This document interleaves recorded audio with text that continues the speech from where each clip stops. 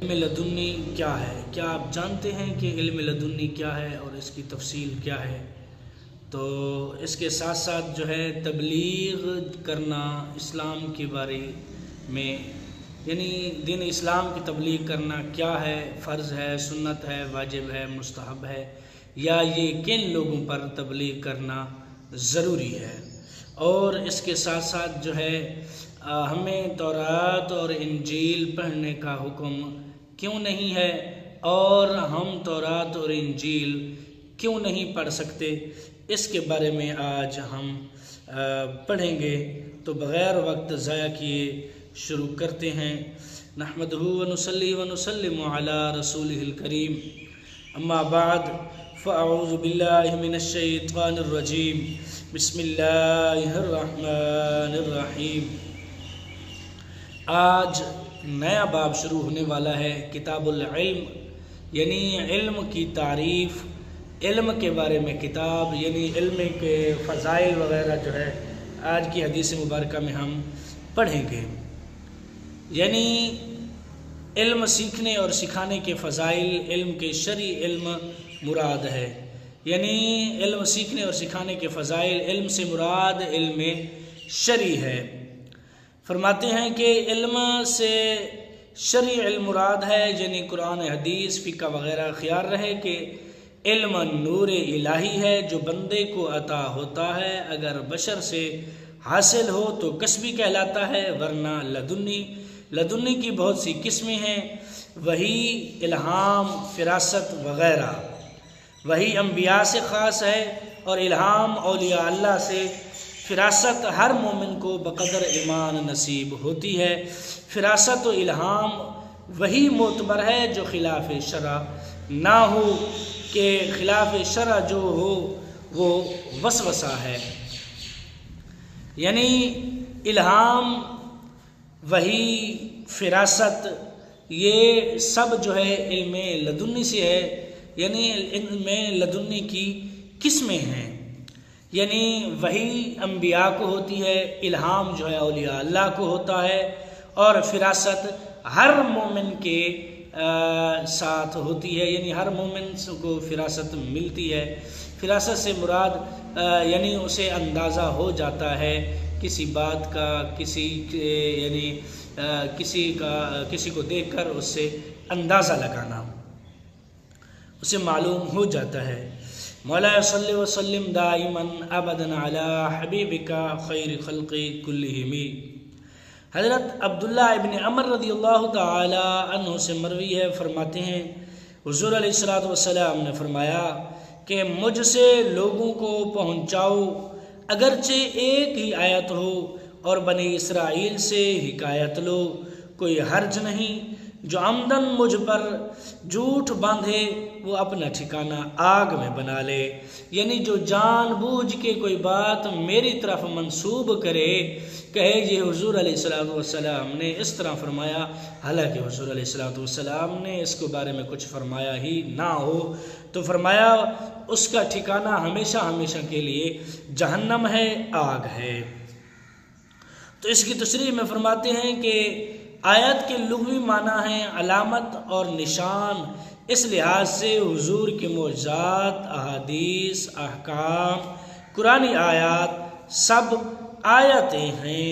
اصطلاح میں قرآن کے اس جملے کو آیت کہا جاتا ہے جس کا مستقل نام نہ ہو، نام والے مضمون کو سورت کہتے ہیں۔ یعنی آیت کا مطلب جو ہے وہ نشانی ہوتا ہے، علامت ہوتا ہے۔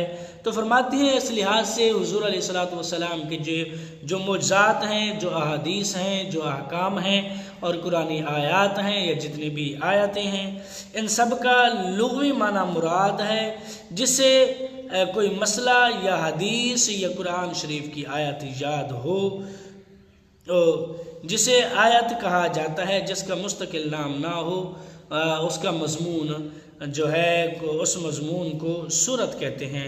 یہاں آیت سے لغوی معنی مراد ہیں، یعنی جسے کوئی مسئلہ یا حدیث یا قرآن شریف کی آیت یاد ہو وہ دوسرے کو پہنچا دے۔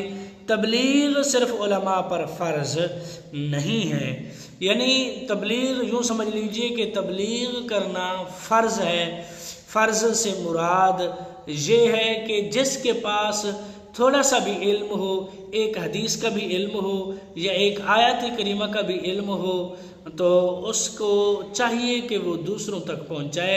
اب یہ اس کے پر فرض ہے کہ وہ تبلیغ کرے، جو اس کے پاس پہنچا ہے وہ آگے پہنچائے۔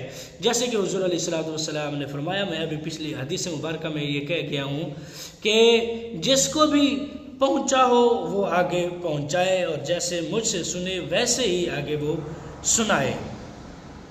یعنی یہاں سے یہ تو معلوم ہو گیا کہ تبلیغ صرف علماء پر فرض نہیں ہے، بلکہ ہر مسلمان، ہر مومن پر فرض ہے، جس کے پاس چاہے ایک آیت یا ایک حدیث مبارکہ کا علم ہو۔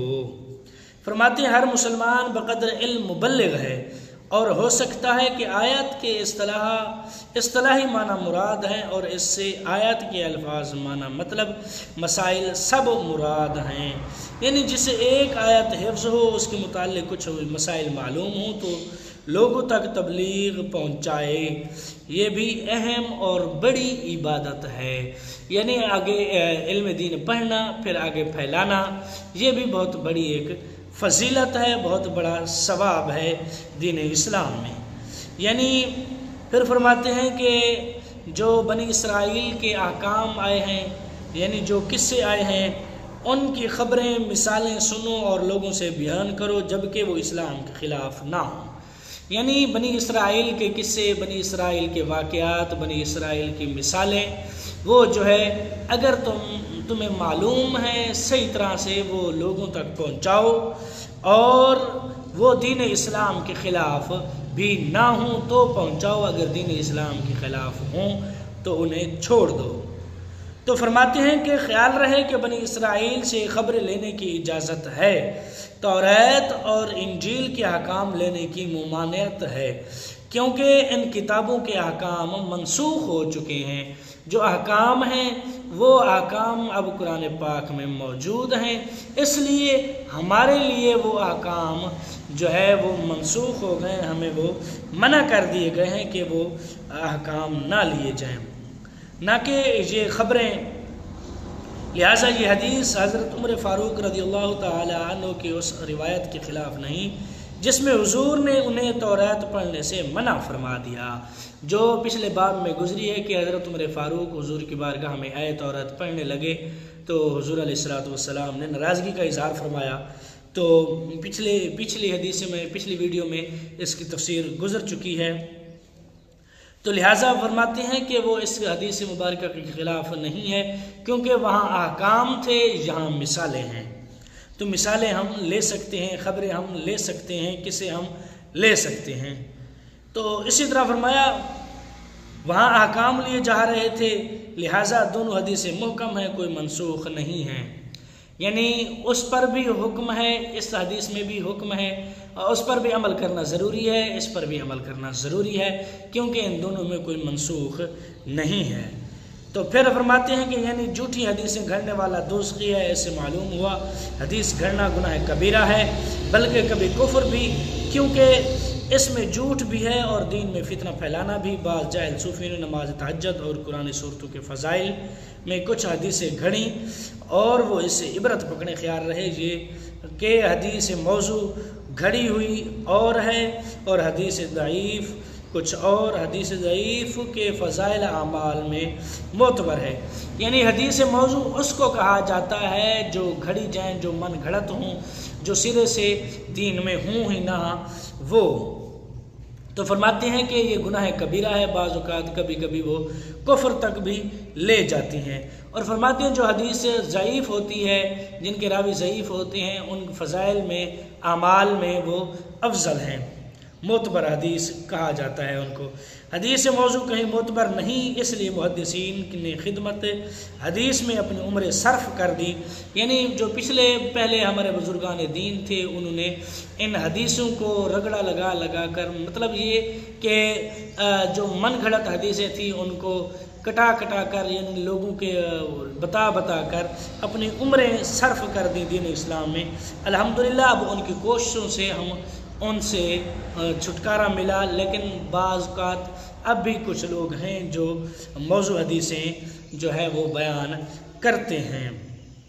تو آج کی حدیث کے لیے صرف اتنا ہی، ملتے ہیں کل کی نئی ویڈیو میں، دعاؤں میں یاد رکھنا۔ جو نئے ہیں میرے چینل پر وہ چینل کریں سبسکرائب، ویڈیو کو لائک اور شیئر ضرور کریں۔ ملتے ہیں کل کی نئی ویڈیو میں، کل تک کے لیے اللہ حافظ۔